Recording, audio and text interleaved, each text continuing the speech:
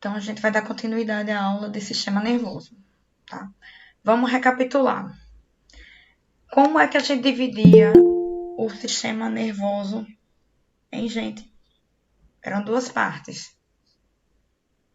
Quem lembra? Central e periférico. Isso, central e periférico. Professor, eu só consegui entrar agora. Tudo bem, Giovana. A parte central era formada por que partes? Quem lembra?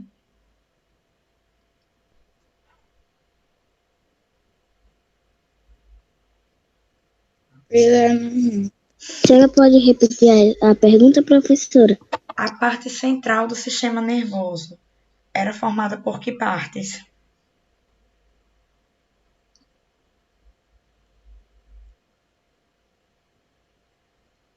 Encéfalo e medula espinal. Isso. Então, o sistema nervoso central era formado pelo encéfalo e pela medula espinal. E a parte periférica? A parte periférica do sistema nervoso era formada por que partes? Nervos e gânglios. Nervos e gânglios. Sei lá. Tá? Nervos e gânglios. Tá? Então, a gente tinha aqui o sistema nervoso central, que é o encéfalo, e a medula espinal. Tá? O encéfalo na cabeça e a medula espinal partindo da cabeça e descendo por dentro da coluna vertebral. E o periférico eram os nervos e os gânglios, que se espalham pelo corpo todo. Só que a gente também vai dividir o sistema nervoso central de acordo com as funções. Então, se a gente for separar pelos órgãos, a gente tem sistema central e sistema periférico. Porém, se a gente for separar de acordo com as funções, aí a gente vai dividir em sistema nervoso somático e sistema nervoso autônomo. Agora vamos ler no nosso livro. Vamos lá, deixa eu ver quem quer ler. Eu. Renata, a Raíssa falou primeiro. Vamos lá, Raíssa. Nessa parte que tem organização funcional do sistema nervoso. Tá. Organização funcional do sistema nervoso. Você já sabe que o sistema nervoso pode ser organizado de acordo com sua anatomia, em parte central e parte periférica. No entanto, também pode ser organizado de acordo com suas funções, sendo dividido em parte somática e parte autônoma. Pode continuar, embaixo da figura. Tá. A parte somática do sistema nervoso relaciona-se com a coordenação de ações voluntárias e parte autônoma com ações involuntárias. O termo autônomo se refere à autonomia, que significa capacidade de comandar a si mesmo. Apesar disso, não se deve pressupor que os nervos da parte autônoma do sistema nervoso são independentes do encéfalo e da medula espinal. Eles apenas transmitem os impulsos gerados por essas estruturas até o alvo. As fibras motoras dos nervos da parte autônoma do sistema nervoso, por sua vez, são organizadas em duas divisões: divisão simpática e divisão parasimpática. Então, olha só, gente. Se a gente for dividir o sistema nervoso, olha para a figura que está na tela. Se a gente for dividir o sistema nervoso anatomicamente, ou seja, em partes do corpo, a gente divide em central e periférico. E aí tem o encéfalo e a medula, que é no centro do corpo, né? Pegando do cérebro até a medula espinal, até o final da coluna. E o periférico é o que está nos lados, né? Centro, periferia. Então, a parte central, parte periférica. Mas se a gente for parar para pensar em termos de função, a gente vai ver que tem coisas que o sistema nervoso faz que a gente consegue controlar, que só faz se a gente tiver vontade de fazer. E tem aquelas coisas que o sistema nervoso faz que não depende da nossa vontade. Então, aquilo que depende da nossa vontade é a parte somática, e aquilo que não depende da nossa vontade é a parte autônoma. Vou só mostrar um exemplo aqui. Olha só. Estão vendo essa figurinha na tela? Sim. Sim. Vamos lá. A parte somática do sistema nervoso vai falar de ações voluntárias, ou seja, os movimentos do nosso corpo. Se eu quiser passar o dia todo com a mão fechada, eu consigo. Se eu quiser abrir, eu consigo. Mas isso depende da minha vontade. O sistema não vai ficar mexendo o meu braço para cima e para baixo sem eu querer que ele mova. Estão entendendo isso? Sim. Então, voluntário é aquilo que está relacionado à nossa vontade de fazer. Se eu quiser me mexer, eu me mexo. Se eu quiser ficar parada, eu fico. Então, aquilo que depende da nossa vontade é o sistema nervoso somático. Somático. O autônomo já é diferente. Ele tem ações involuntárias.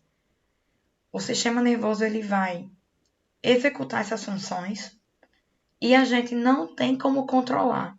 A gente não consegue parar esse tipo de função. Então, seria o caso do batimento cardíaco, a nossa respiração. Por exemplo, a gente não pode simplesmente chegar e dizer, vou fazer meu coração parar de bater. A gente não consegue. Não vai conseguir também parar de respirar. Isso são coisas involuntárias. O sistema nervoso executa sem que a gente precise pedir para ele. O coração bate sem que a gente diga que ele tem que bater. O pulmão funciona. A gente também, por exemplo, a gente pode fechar o olho, não pode? Pode. Fechar o olho é voluntário ou involuntário? O que vocês acham? É voluntário? Voluntário. Que a gente fecha de acordo com a nossa vontade. Pode fechar, pode abrir. Mas a gente pode parar de ver, tipo assim, eu vou ficar cega um instantinho, 5 minutinhos cega. Posso? Pode. Não pode. Então, é involuntário. Se eu fechar o olho é uma coisa, mas eu deixando o olho aberto, eu consigo deixar de ver? Não, eu não consigo. Não. Então, aquilo que a gente não tem controle é involuntário. E aquilo que a gente consegue controlar é voluntário.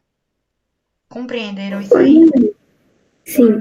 Luane, eu vendo esse coração. O coração da gente não se estoura, não? Batendo desse jeito? Não, olha, a gente tem o sistema nervoso controlando, né? A gente vai ver um pouquinho mais na frente, aqui no próximo slide. Mas aí, o que é que depende da questão do coração se estourar? Às vezes, as veias entupidas, e aí causam a pressão mais forte no batimento cardíaco, que pode romper as fibras do coração, tá? Às vezes uma má formação, porque assim, quando o coração contrai, ele tá puxando o sangue do corpo para dentro do coração. E quando ele relaxa, ele joga o sangue que está dentro para o resto do corpo. E nisso tem as veias e as artérias que saem levando o sangue de um canto a outro. do corpo para o coração, do coração para o corpo.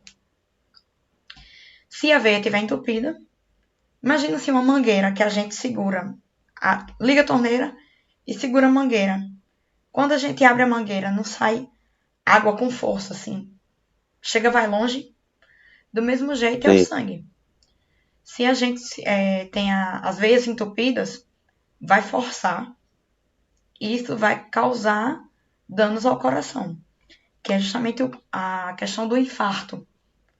O infarto do miocárdio que fala, né? Então, são as fibras do coração sofrendo uma pressão muito forte nesse caminho de vai e volta do sangue sendo levado e bombeado pelo coração. Isso é uma forma do coração estourar, vamos dizer assim. Tá bem, Raíssa? Oi, Luane? Compreendeu? Sim. Pronto. Então, vamos seguir. Eu tava com medo de eu ter um infarto, porque assim, eu não como muita coisa certa, entendeu? Olha, a gente vai falar disso mais na frente, mas é importante manter a alimentação saudável e praticar exercícios, viu? Fazer uma caminhada. Mas assim, você é muito nova. Seu coração vai se estourar desse jeito também não, calma. É só se cuidar. Você tá com muito tempo pela frente. Professora, Fiquei nervosa, Luane. Não, vamos lá, gente. quem Nervosismo que é? é normal. Todo mundo pode ficar nervoso uma hora ou outra. Agora, com relação ao coração e sistema nervoso, a solução é simples. É alimentação e exercícios físicos. Exercício serve para um monte de coisa, gente. Não só para o coração, tá? Serve para a mente também, para a gente ficar mais tranquilo. Para liberar hormônios que trazem sensações boas para o nosso corpo, ok? Então, olha só, outra coisa que é involuntário é a digestão. Estão vendo a figurinha na tela? Sim. Sim. Então, se eu ingiro um alimento, vocês estão vendo a rosquinha chegando no estômago. Eu não tenho, depois que ele passa da minha boca, eu não posso dizer assim, tipo, vou segurar ele aqui, no estômago.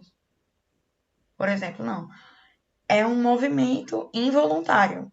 Ele vai sendo levado da boca para a faringe, para o esôfago, chegou no estômago, vai do estômago para o intestino, e aí o que for de nutriente é absorvido para o nosso corpo, o que não for, o corpo elimina na forma de urina e na forma de fezes. Ó, gente, importante isso aqui.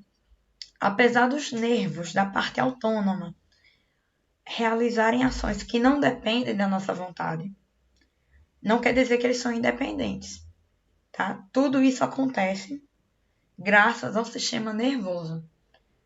O nosso coração, o sistema digestório, a visão, tudo isso está atrelado ao sistema nervoso. Vamos lá, quem quer ler agora? Tia, eu vi na internet uma menina que o coração dela era quase perto da barriga, saindo pra fora.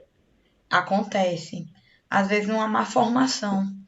Durante a gestação, tá? O coração fica posicionado num lugar diferente. Porque assim, o coração ele fica aqui em cima, né? Próximo ao peito.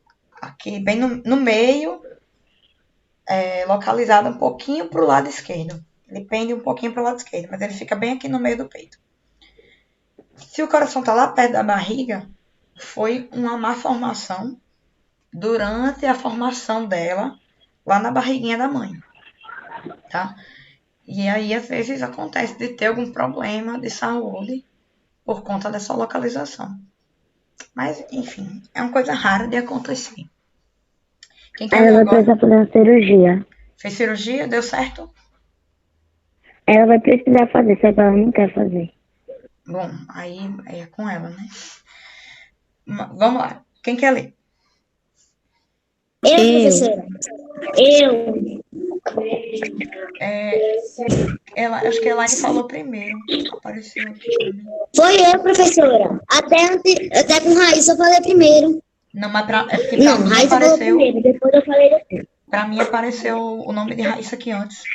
Mas vai, Elô, então. Foi. Lê aí onde Então tem tá. divisão simpática e parasimpática. As fibras que compõem a divisão simpática partem das regiões torácica e lombar da coluna vertebral. As que compõem a parasimpática partem da base do crânio e da região sacral da coluna vertebral. As fibras simpáticas e parasimpáticas atuam nos mesmos locais, porém exercem efeito oposto. Dizemos, por isso, que duas ações são antagônicas. Antagônica. Isso, antagônicas. Então, gente, olha pra tela e também pra figurinha que tem no livro de vocês, né? Nós vamos dividir o sistema autônomo, que é aquele involuntário, que faz as coisas sem que a gente precise mandar, que não depende da nossa vontade, em duas partes. A parte simpática e a parte parasimpática. Se vocês olharem para a figura, vocês vão ver que na região onde ficam as costelas e a parte da coluna que ela vem assim para frente, que é a lombar, nós vamos ter as vértebras que estão ligadas a nervos, que são parte das fibras simpáticas. E a região do pescoço e a região final da coluna vão fazer parte das fibras parasimpáticas. Essas fibras, elas vão atuar nos mesmos locais. Então, assim, a gente vai ter fibras simpáticas que atuam no olho e também vamos ter fibras parasimpáticas que atuam no olho. As fibras de um braço vão ter também simpáticas e fibras parasimpáticas. Só que a diferença delas é na função. Elas vão atuar nas funções vegetativas do corpo e vão atuar de modo oposto. Vira a figura, a página 68, por favor, agora. Para vocês observarem. Quem quer ler agora? Eu. Vai, Giovana.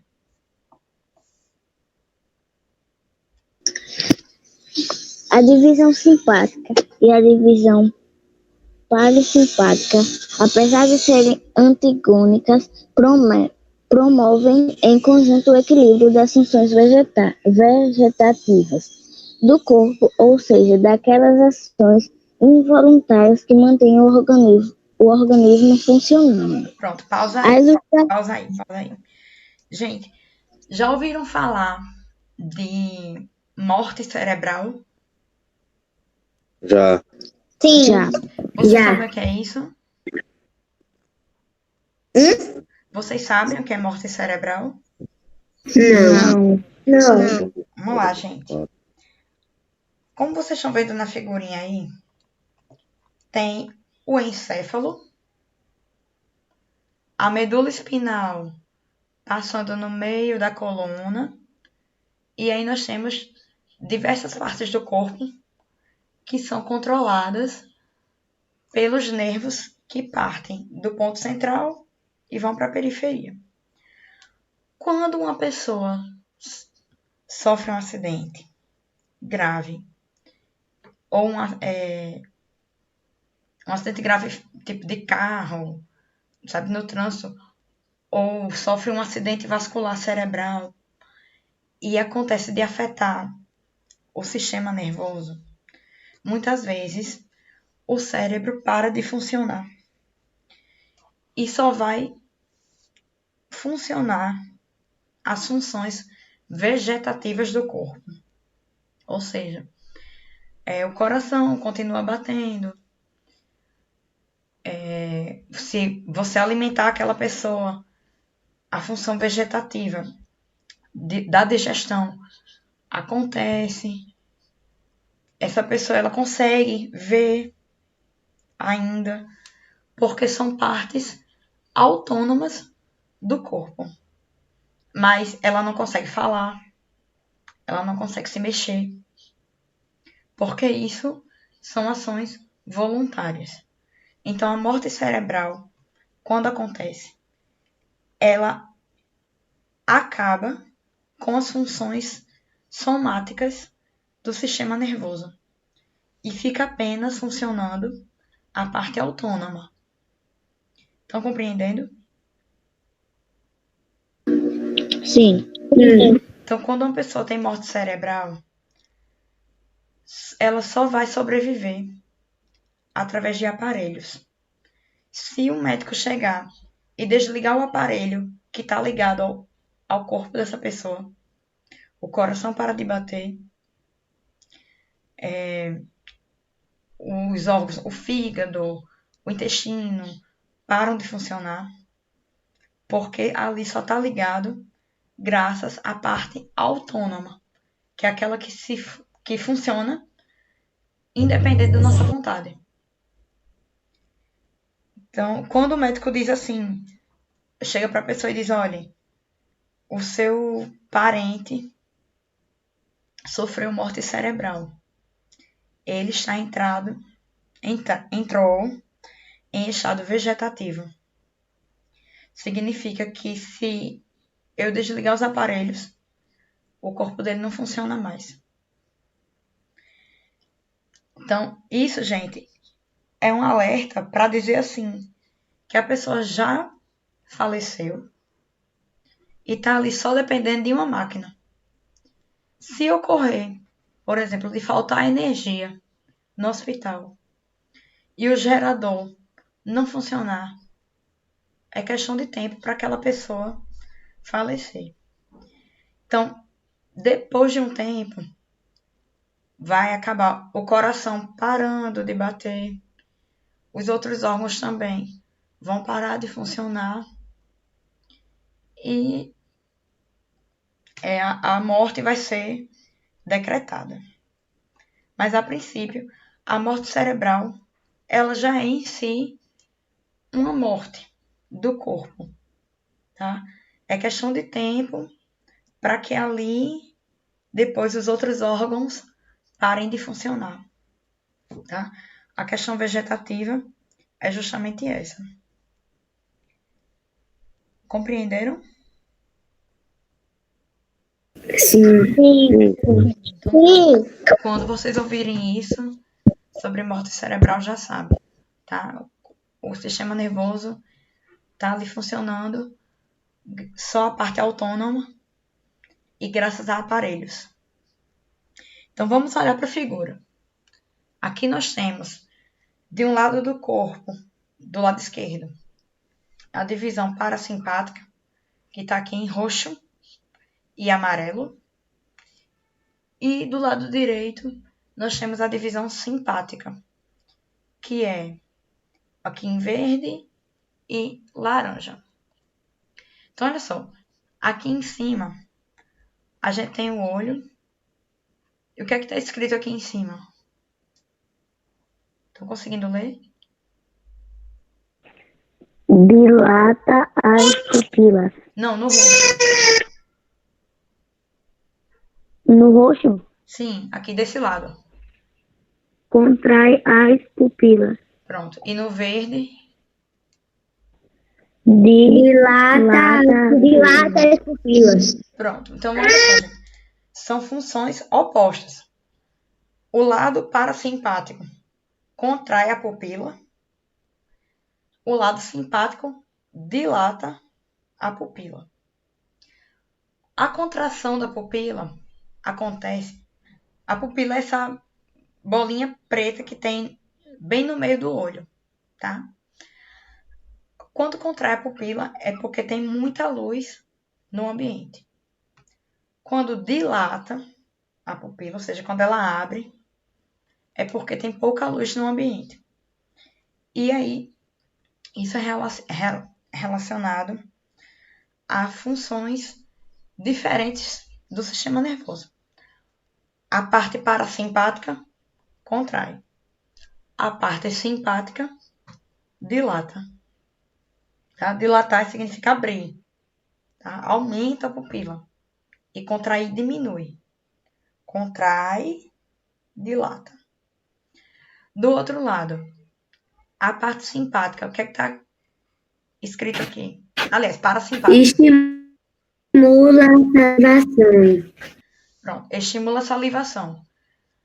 E a parte simpática?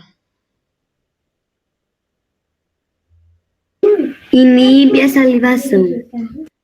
Exatamente. Então, uma estimula a produção de saliva na nossa boca e a outra inibe, ou seja, para. Uma faz com que a gente produza e a outra faz com que a gente pare de produzir. O outro desacelera os batimentos cardíacos e o outro acelera os batimentos cardíacos. Então, quando o nosso coração está acelerado, é o sistema nervoso simpático atuando. Quando o nosso coração está batendo mais devagar, é o sistema nervoso parasimpático atuando. Também?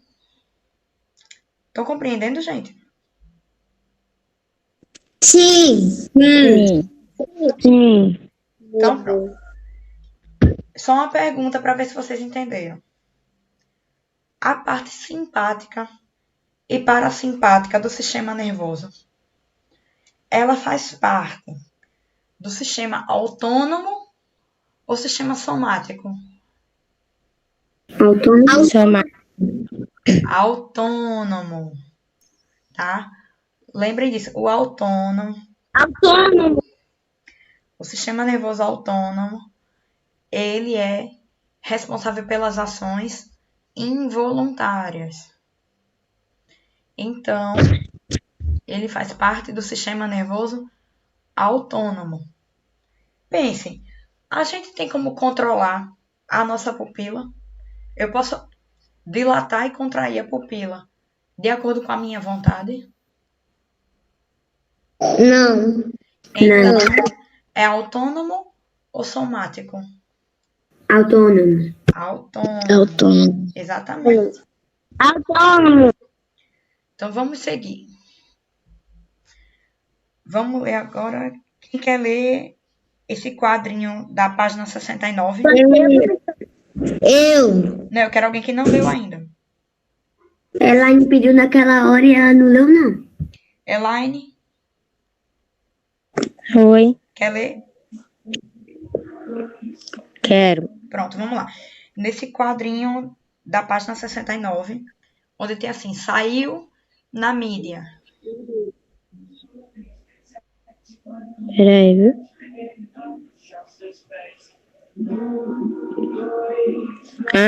Achei. Pronto. Enurece noturna. Enurece noturna é um distúrbio que se caracteriza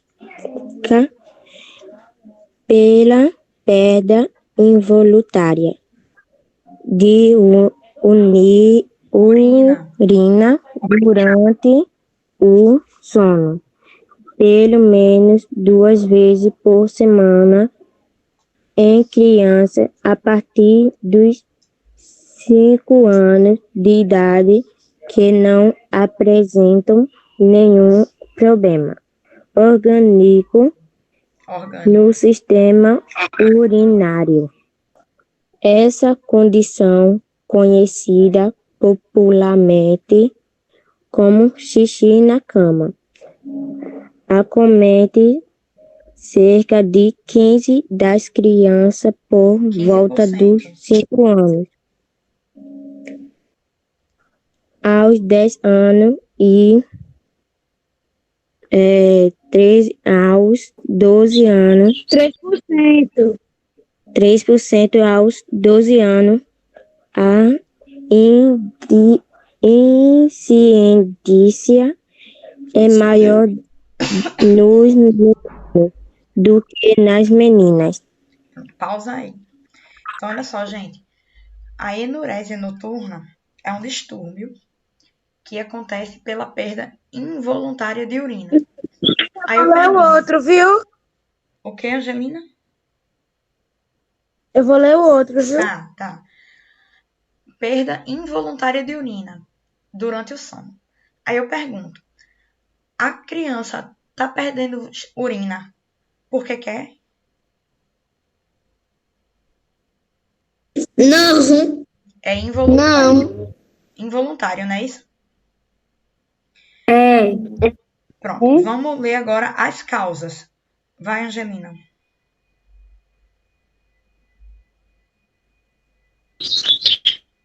Causas.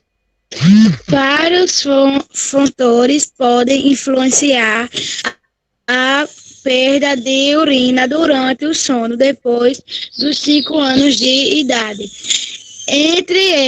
Eles podemos destacar sono tão pesado que impede a criança de responder ao sinal de bexiga cheia. O risco de a criança desenvolver o distúrbio aumenta em 40% se um dos pais apresentou enurese na influência. Se ambos apresentaram, a probabilidade sobre para 80%. Então, olha só, gente. A enurese noturna, ela acontece na infância. Geralmente, assim, quando a criança já é grandinha, suficiente para poder ir no banheiro. E aí ela tá dormindo o sono tão pesado que ela não consegue acordar. E aí a bexiga cheia, o corpo não segura e ela termina fazendo xixi na cama. Muitas vezes acontece de ser até mais velha, 10 anos, 12 anos de idade. Mas isso não é porque ela quer. Isso é um distúrbio, tá? É involuntário. Então, vamos lá. Quem quer ler agora o diagnóstico? Eita, meu brinco caiu. Eu. É que meu brinco caiu. Eu.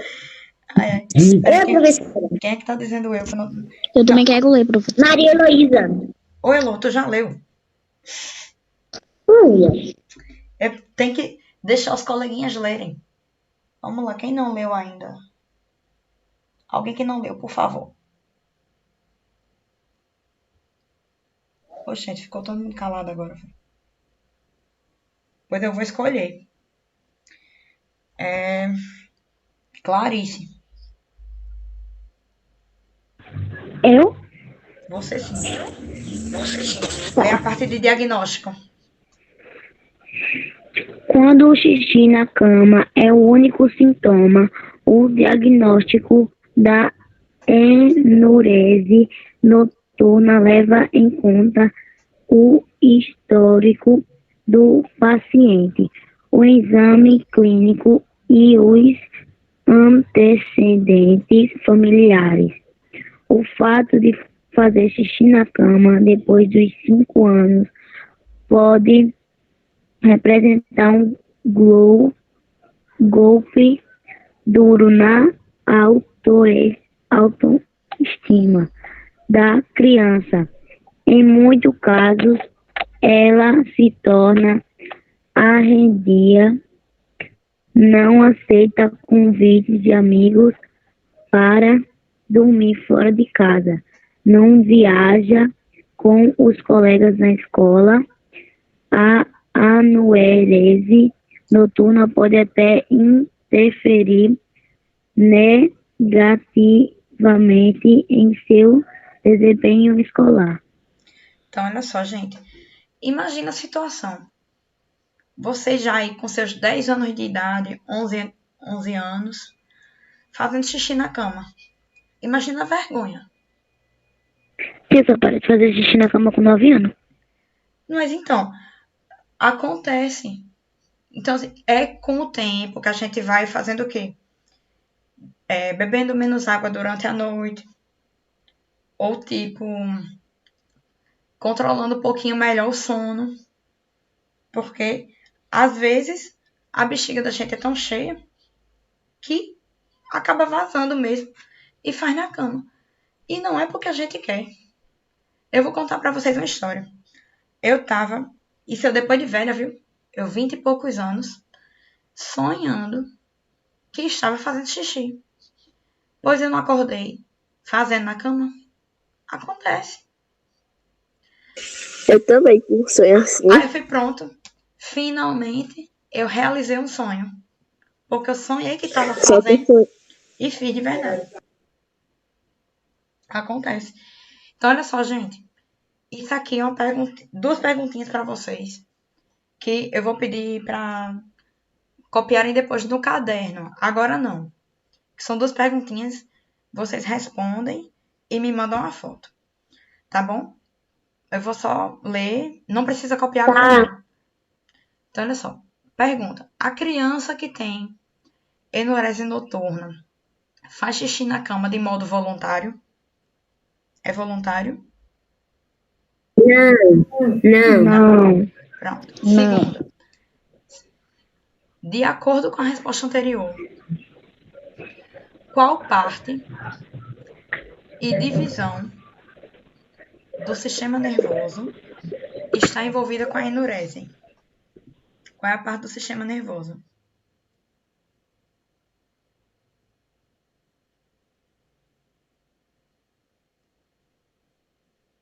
Hein, gente? É autônomo, é somático? Professora, esse é para fazer Autônomo. Automático.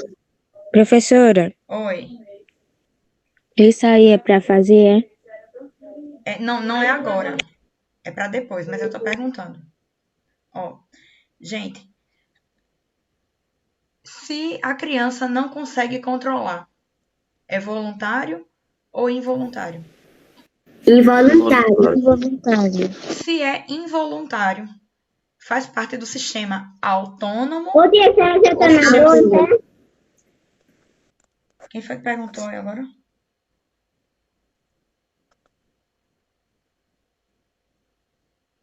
Foi Ana Lúcia. Oi, Ana Lúcia, pergunte. A senhora já tá na 2, vai falando? Na 2. Olha só, tô explicando. Se não é voluntário, faz parte do sistema somático ou autônomo? Autônomo. Autônomo, exatamente. Aí agora olhando para a figurinha aqui, da página 68. Qual é a parte, a divisão que vai estimular a contração da bexiga para segurar o xixi? É a divisão simpática ou a parasimpática? Procura aí na figura.